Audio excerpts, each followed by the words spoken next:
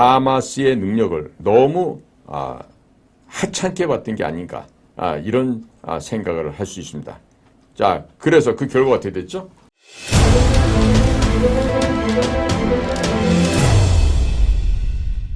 우리가 오만방자하면은 꼭 당합니다. 방심을 하고, 우리가 그 별주부전에서 토끼와 거북이 얘기도 익히 어려서부터 우화를 읽어서 다 알고 계시죠. 건방을 떨잖아요. 오만에 떨면은 반드시 당하게 돼 있습니다. 그런데 이번에 그 이스라엘이라는 나라가 또한 50년 만에 망신을 당해서 지금 많이 지금 바지가 구겨지는 이런 상황이 됐습니다. 자, 제가 제 방송에서도 강조를 하지만 그 역사를 모르면 뭐가 된다 그랬죠? 개돼지만도 안 된다. 금수만도 못한 자가 된다.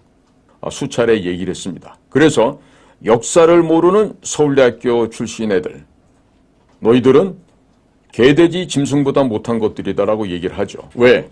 시험 보는 기술만, 테크닉만 배워서 사람이 되기를 거부한 자들이기 때문에 제가 그와 같은 얘기를 하는 거 아니겠어요?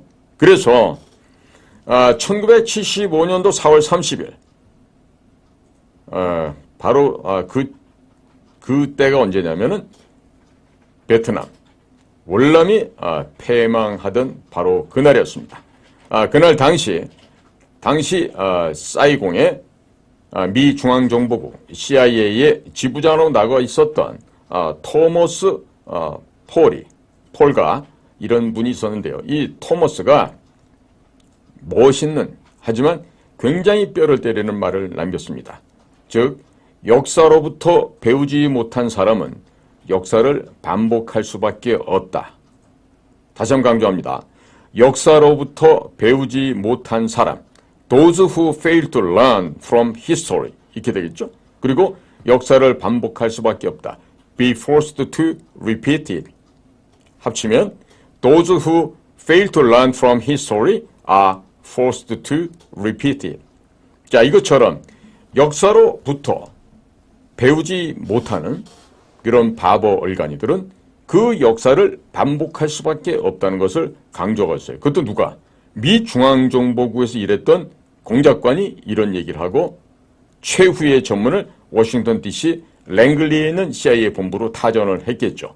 그리고 나서 헬기에 몸을 싣고 탈출을 하게 됩니다. 자, 이 토머스 폴가라고 하는 전 CIA 베트남 지부장은요, 또 다른 월남을 경험하지 않기 위해서 교훈을 얻기 바란다라고 덧붙였다고 합니다. 그러나 미국은 유감스럽게 46년이 흐르고 나자 2021년 8월 16일 아프가니스탄에서 철수를 하게 됩니다. 결국 뭡니까? 베트남에서 패배했던 그 전쟁의 교훈을 망각한 대가라고 해야 되지 않겠습니까? 자, 그리고 이번에는요, 이 역사 교훈의 이 함정에 이스라엘이라고 하는 나라가 걸려들었습니다. 지난 10월 7일이죠. 팔레스타인의 무장정파 하마스가 이스라엘 국경지대를 대규모로 공격을 하였습니다. 자, 그런데 정확하게 50년 전인 1973년 10월 6일부터 10월 25일까지 벌어졌던 염키푸르 제4차 중동 전쟁에서도 이스라엘의 정보기관 모사드는 적의 기습을 놓쳤었고 이스라엘 방위군 IDF는 일방적으로 당했고 창피를 당했습니다. 자, 그러니까 객관적으로 보면은 병력적인 측면 무기 수준에 있어서 하마스는 이스라엘의 상대가 되지 않습니다. 하지만 그들이 갖고 있는 장점과 이스라엘에 있는 약점을 이용한 기습 침공을 해서 약자가 강자를 꺾는 비대칭 전쟁에서 일단 성공을 했습니다. 자, 그렇기 때문에 북의 저 김정은 독재 정권 체제가 이렇게까지나 핵무기로 조기에 승부를 내고 대한민국의 인프라 시설들, 대한민국의 도로, 항만, 철도, 집, 식량, 각종 산업 모든 것을 날로 집어삼키려고 하는 것이 바로 이와 같은 사태로 우리가 경계심을 가져야 되겠다. 이야기를 드릴 수밖에 없습니다. 이번에 공격을 보면요. 하마스의 그 이스라엘 공격하기 바로 직전에 국경선에 있는 그 철조망을 불도저로 밀어내고 소위 아이언 월, 철벽이라고 하는 이것들을 지금 사전에 제거를 하고 또 패러글라이딩 타고 넘어가면서 뭐 한 7,000발에 가까운 대량의 물량으로 이스라엘 지역을 성공을 했던 것으로 지금 알려지고 있습니다. 자, 지난번 1973년도 제4차 중동 전쟁 당시에는요, 이스라엘은 자존심이 구겨진 정도가 아니라 죽느냐 사느냐 하는 이 생존이 걸렸던 바로 절박한 상황이었습니다. 전쟁이 발생한 초반에는 남쪽의 이집트, 북쪽의 시리아의 협공으로 인해서 궁지에 몰리게 됐던 이스라엘이었죠. 자, 당시에 이스라엘은 얼마나 다급했으면 그들이 늘 인정도 부정도 않고 있던 핵무기를 꺼내서 사용하려고 했다고 합니다. 자, 이것은 이스라엘의 소위 전설의 공작관들이 1950년대, 60년대에 비밀리에 핵 개발 프로그램을 진행을 했고 그리고 핵무기까지 완성을 시켰습니다. 자, 그렇기 때문에 지금도 핵 보유에 대해서는 확인을 거부하고 있어요. 그러니까 영국 같은 왕립 국제 그 전략평가연구소에서도요, 이스라엘은 핵무기를 갖고 있는 것으로 생각된다. 혹은 뭐 핵무기가 있는 것으로 평가된다. 이런 식으로 얘기하죠. 정확하게 핵무기가 몇 개 있다. 핵무기가 있다. 이런 식으로 얘기를 지금 못합니다. 자, 그런데 그러한 이스라엘이 다행스럽게 50년 전에는 방어에 성공을 하고 역습을 전개하면서 국경을 전쟁 이전 상태로 되돌리면서 다행스럽게도 핵무기를 사용하지 않게 되었습니다. 자, 4차 중동 전쟁이 발생할 때도 사전 경고는 충분했던 것으로 나중에 밝혀졌었죠. 당시 그 나세르라고 이집트 대통령의 사위가 이집트에는 나세르 대통령이 있었고 그 나세르 대통령의 사위가 있었는데 그 아슈아프 마르완이라는 사람이 있는데 이 사람이 나중에 알고 봤더니 첩자였어요. 그래서 전쟁이 나기 바로 직전 전날에 내일 전쟁 개시된다. 이렇게 이스라엘에 알렸다고 합니다. 그리고 옆 나라에 있는 요르단 후세인 국왕이 이스라엘에게 전쟁이 임박했다는 점을 에둘러서 경고를 했죠. 그러나 그 당시에 이스라엘 지휘부가 이와 같은 정보를 평가절하하는 실수를 범했습니다. 자, 그래서 이스라엘이 또 건국한 지 19년, 한 20년 만에 1967년 제3차 중동 전쟁에서도 처음에 기습을 당했지만 여기서 압승을 거두게 됩니다. 시나이 반도까지 차지하고 북으로는 골란공원까지 대거 나라의 면적을 확장시키는 그런 압승을 거두고 난 다음에 다소 교만에 빠졌던 것 같습니다. 그 뒤로는 아랍 국가들을 무시하는 경향이 있었죠. 그리고 그 당시 1967년도 전쟁도 6일 만에 끝났기 때문에 6일 전쟁으로 더 잘 알려져 있지 않습니까? 자, 그런데 수에즈 운하를 따라 내려가다 보면 이 모래 방벽이라고 하는 바레브 라인이라는 걸 쭉 세워놨다고 합니다. 그래서 성공을 해도 우리에게는 반격을 할 수 있는 시간이 충분히 있다. 이렇게 믿고 대단히 안심을 했었던 것 같습니다. 하지만 이집트 측에서 고압 펌프를 사용해서 이 바레브 라인을 무너뜨렸습니다. 그러니까 졸지에 허를 찔리게 된 이스라엘은 수많은 인명이 희생되면서 죽어가면서 나라를 지킬 수밖에 없었습니다. 자, 이렇게 한번 잘못 믿고 교만하고 오만해서 그 겸손을 버리게 되면은 반드시 이런 식으로 아마 참 교육을 받을 수 있는 기회가 생기고 있습니다. 그래서 1973년도에 벌어졌던 일과 그리고 현재 2023년 50년이 지난 상황은 마치 이 데칼코마니처럼 거의 뭐 유사 정도가 아니라 똑같다라고 할 정도로 지금 많이 같습니다. 지금 이스라엘은 이번에 이 가자 지구에 설치했던 아이언 월이 원격 조정 카메라다, 레이더 장치다, 이런 센서와 원격 기관총 등이 다 첨단 무기로 되어 있으니까 하마스를 막을 수 있다, 이렇게 안심을 했던 것이죠. 그렇기 때문에 신호정보 시긴트, 또 과학기술정보 탤린트, 또 이미지리 정보 이민트, 또 뭐 공개정보 오신트, 이런 것도 있지만은요, 가장 정확하고 중요한 믿을만한 건 휴민트입니다. 인간 정보입니다. 인간 정보를 무시하면은요, 자, 이 얼마 되지도 않는 사이즈의 지구에서도요, 인간 정보를 무시하는 국가들은 존립하기가 어렵습니다. 왜 그러냐? 아무리 미국의 NSA 국가안보국에서 각국의 대통령실 도청을 잘 하죠. 자, 영국도 하고 독일도 하고 프랑스도 하고 일본, 한국, 중국도 다 합니다. 자, 그런데 그렇게 장비를 통해서 NSA가 도청하는 것보다 더 정확한 게 뭡니까? 우리 한국 대통령실에 두더지가 한 마리 있는 게 훨씬 낫죠. 또 중국 쪽란 하이 안에 중국 첩자 하나 있는 게 낫죠. 또 프랑스 LA지궁 안에 대통령 옆에서 보좌진 비서진 중에 누군가 하나 두더지를 심어놓으면 그게 제일 좋죠. 자, 그렇기 때문에 과연 휴민트를 제대로 했느냐?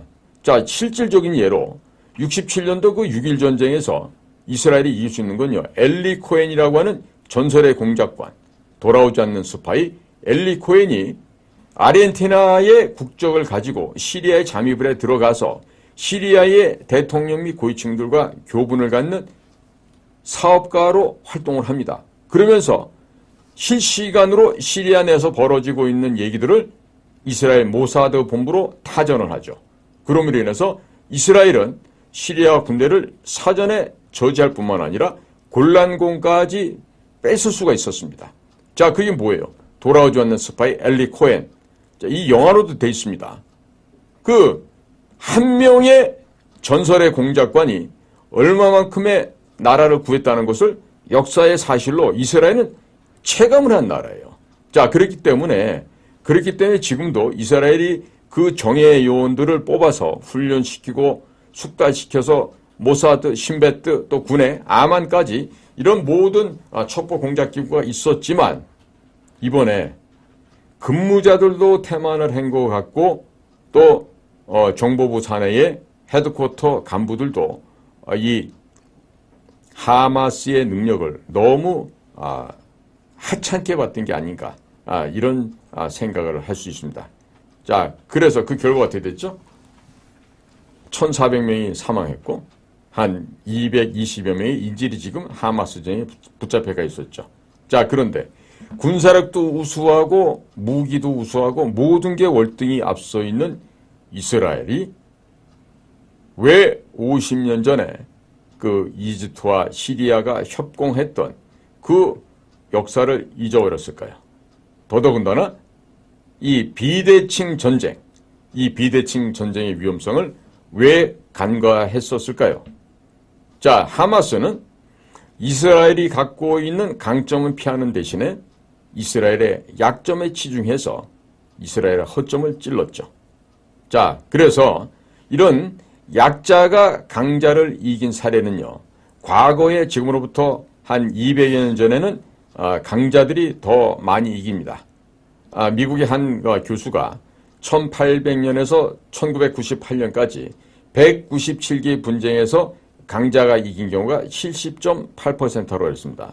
그런데 1950년 이후로 시기를 좀 단축시키면요, 약자의 승리가 55%로서 강자가 승리하는 경우보다 더 높았다고 얘기를 할 수 있다고 합니다. 자, 그러니까 강자와 약자의 전략이 동일할 경우는 강자가 유리하겠죠. 그러나 서로의 전략이 차이가 나고 상이한 상황에서는 약자의 승산이 더 높을 수 있다는 것이 이 분석 결과이기도 합니다. 자, 예를 들어서 강자가 직접 공격을 할 경우에 약자는 게릴라전으로 대항하는 게 이 바로 비대칭 전략 아니겠습니까?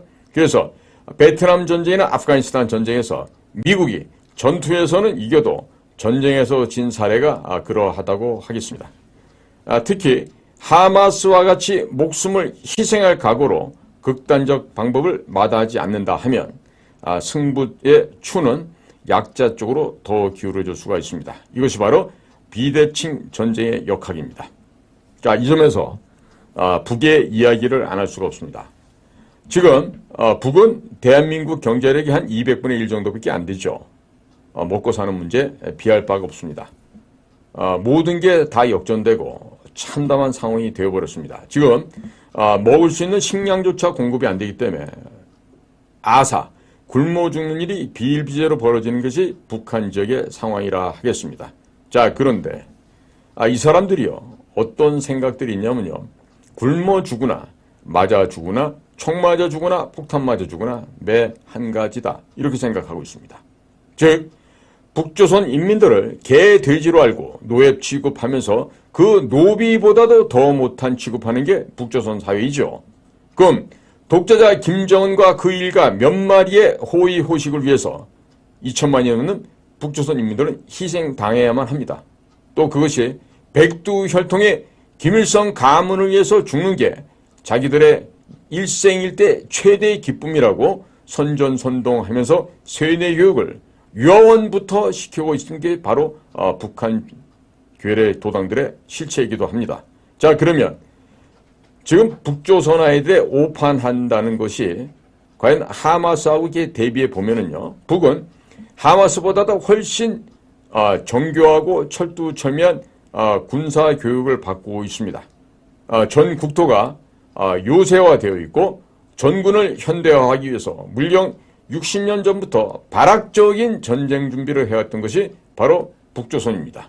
자, 거기다가 지휘관이 죽게 되면 그 이어서 전쟁에서 현장 지휘를 하기 위해서 전군을 간부화시키는 이런 4대 군사 노선을 일찍이 1960년대에 이미 완성을 했던 것이 저 북한 지역에 살고 있는 괴뢰 도당들의 실체입니다.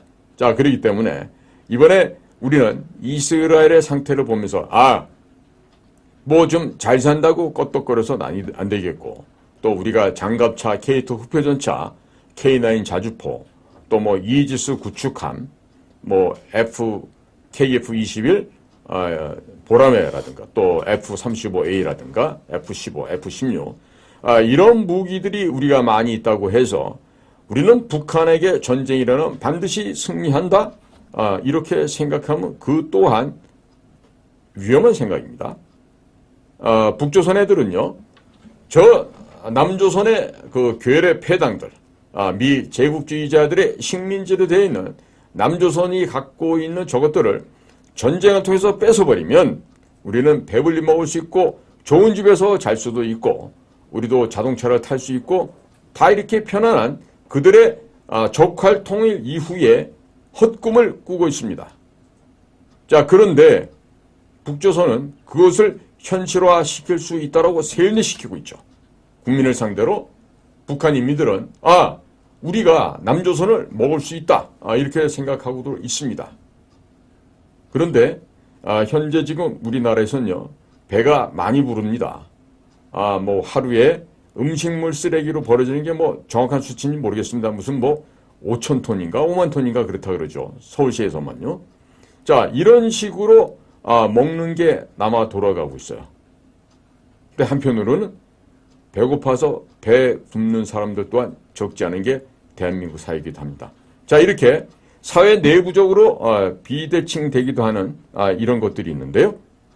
우리가 이번에 이스라엘이 하마스로부터 불시에 한 번 얻어맞은 것에 대해서 우리가 남의 일이 아니다라고, 즉 남의 나라에서 벌어진 전쟁을 보고 우리의 반면교사의 최고의 참고서로 삼고 우리가 맞대고 있는 북이 어떠한 것들이라는 걸 우리가 분명히 알아야 되겠습니다. 자, 2022년도 국방백서에 뭐라고 되어 있냐면 북은 핵무기 WMD, 대량 살상무기죠. 그리고 미사일, 장사장포, 잠수함, 특수작전부대, 사이버 전자전부대 등 비대칭 전력을 증강하고 있다. 유사시 비대칭 전력 위주로 기습 공격을 시도해 유리한 여건을 조성한 뒤 전쟁을 조기에 종결할 가능성이 있다. 이렇게 경고를 하고 있는데요. 그렇다고 해서 북한 괴뢰들과의 전쟁이 바로 이런 비대칭 전쟁만 대비하면 되겠습니까? 이것 또한 남의 나라 전쟁을 제대로 보지 못하는 우를 범할 수가 있습니다. 자, 지금 중동에서 벌어지고 있는 하마스와 이스라엘과 하마스 간의 이런 그 투쟁 말고도요. 러시아, 우크라이나 전장에서도 우리는 전쟁의 교훈을 받을 일이 많이 있습니다. 자, 그래서 제가 비밀정보기관에서 공작관으로서 비밀 요원으로서 활동했던 그 경험에 의거한 저의 해결 방침을 말씀을 드리겠습니다. 자, 우선 대한민국의 국방비로 들어가는 돈은요, 대략 한 57조 원이 됩니다. 하루 평균으로 따지면 하루에 1,500억 원을 국방비에 쓰고 있습니다. 자, 그러면 국정원에 무슨 정보 비밀 예산이 많다고 하지만은요, 그런 그 비밀 정보 예산이라는 게 바로 특별활동비란 이름으로 정보기관에 가는 예산이 되겠는데요. 그러면 실질적으로 지금 북에서 해외를 왔다 갔다 할 수 있는 사람은요, 북한 전체 사람들을 하나의 우리가 복주머니라고 생각해 보십시오. 복주머니 상단부에 끈이 있죠. 끈으로 딱 졸라매고 나서 위에 펼쳐지는 부분 있지 않습니까? 그게 지금 한 1에서 2%의 북조선에 선택받은 인간들이에요. 그럼 나머지 98에서 99%는 그 졸라매진 복주머니 안에 있는 사람들이죠. 그러니까 그 밑에 안에 갇혀 있는 사람들은 해외가 뭔지, 자유가 뭔지 이런 것에 대해서 정확하게 좀 모르고 있습니다. 자, 그런데 북에서 선발된 그 극소수의 1%, 2% 얘들이 지금 외교 성원이다, 무역 일꾼이다, 정찰총국 비밀정보요원이다, 이런 식으로 해서 나와 있어요. 그 걔네들이 3년, 4년, 5년 있다 보면은 다시 교체돼서 평양 갔다가 또 몇 년 지나면 걔네들이 또 나옵니다. 자, 그러니까 현재 나와 있는 애들을 포섭을 해야 돼요. 그리고 전쟁을 하게 되면은 물론 대한민국이 보유하고 있는 공군력을 가지고 사전에 서지컬 스트라이크라 그래갖고 주요 곳곳을 갖다가 선별적 타격을 해서 박살을 내고 그 다음에 지상군이 진격해 들어갈 수도 있겠죠. 근데 그것 또한 돈이 많이 들어가요. 그런데 제가 말씀드리는 가성비가 높은 이 비밀 공작 방법은요, 무엇인고 하니 사람을 포섭을 하는 거예요. 사람을 포섭을 해서 휴민트를 평야에다 박아놓는 것입니다. 자, 그러기 위해서는 돈을 써야 됩니다.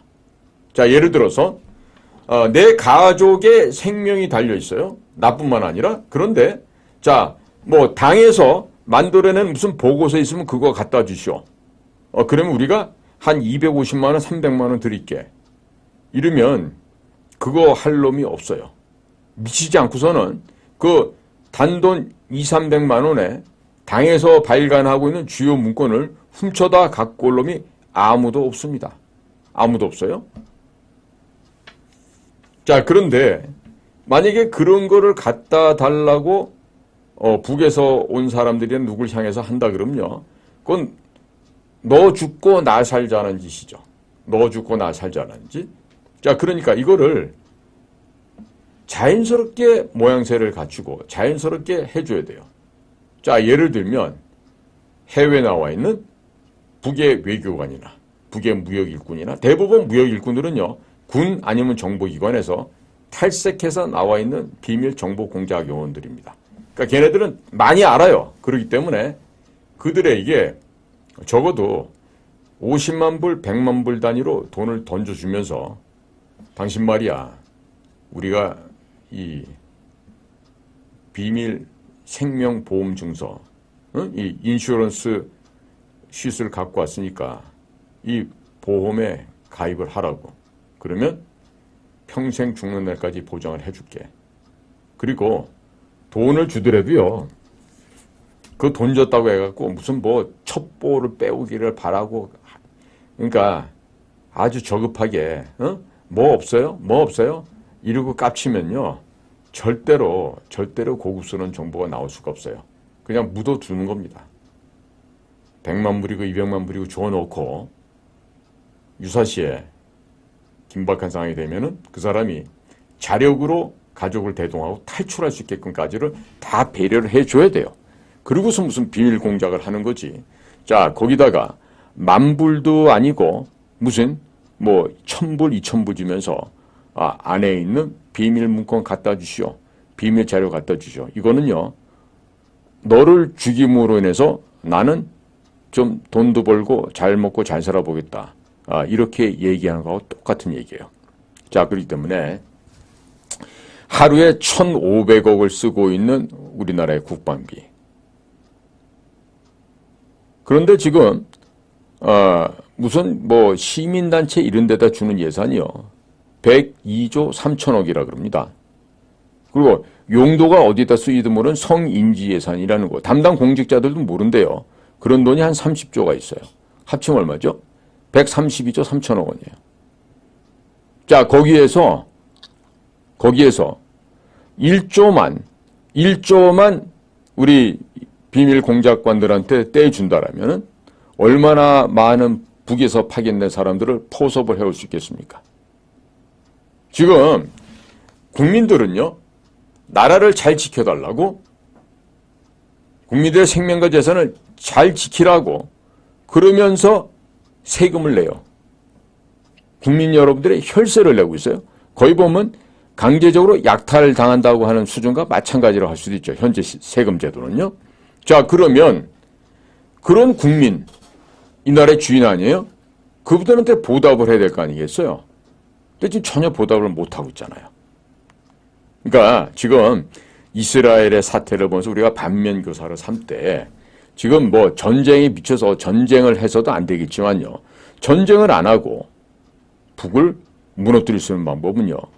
인간 정보, 휴민트를 활용해서 저들의 약점, 결함을 찾아내고 그리고 그자들을 포섭을 해서 우리 사람으로 만드는 거예요. 자, 거기에는 반드시 필요한 먹이가 들어가야 되겠죠. 그게 돈이라고요. 근데 지금처럼요. 무슨 1,000불, 2,000불 주면서 딜하자고 그러잖아요. 그러면 북한 사람들은 병신들입니까? 그런 말을 듣게? 절대로 거기에 동의 않죠. 그런데 제가 중요한 얘기를 하나 알려 드릴게요. 지금 북쪽에서 지금 전해 내려오는 얘기는요. 다음과 같습니다. 남조선의 김대중, 노무현, 문재인 때 심어놓은, 즉 평양과 각별히 친한 공작원들이 대한민국의 국정원 안에 너무나 많다. 국정원뿐만 아니라 다른 행정기관 안에도 암약을 하고 있다. 때문에 그러한 자들이 제거되기 전에는 우리는 절대로 남조선의 국정원과는 손을 잡을 생각이 추호도 없다. 마찬가지다. 군정보기관이라고 하는 정보사 같은 데서도 어떠한 식의 손을 뻗친다 하더라도 우리는 남조선의 그런 군 공작 요원들과는 만날 의사가 전혀 없다. 이런 이야기들을 하고 있어요. 이게 왜 그런지 아십니까? 비단 문재인 5년 동안에 무너져 내린 이런 것도 있지만요. 이 나라의 근본적인 대한민국이 이 좌익 세력들에 의해서 전염이 되고 그리고 허물어지기 시작한 것은 1992년도인가요? 3년부터 되겠죠. 김영삼입니다. 김영삼, 김대중, 노무현 이렇게 세 텀이 돌아가면서 이 나라는 사회주의화로 북쪽에게 경사된 아주 희한한 겉의 모양은 자유민주주의 시스템을 하는 것처럼 돼 있지만 속으로는 공산사회주의 사상과 인민민주주의 독보섯에 의거해서 나라가 전염돼 왔던 것입니다. 그러나 지금도 안 늦었습니다. 지금도 안 늦었어요. 지금이라도 정신을 차리고 우리가 올바른 방향대로 가게 된다면 우리에게는 그나마 좀 더 존속할 수 있는 시간이 있을 수 있겠지만요.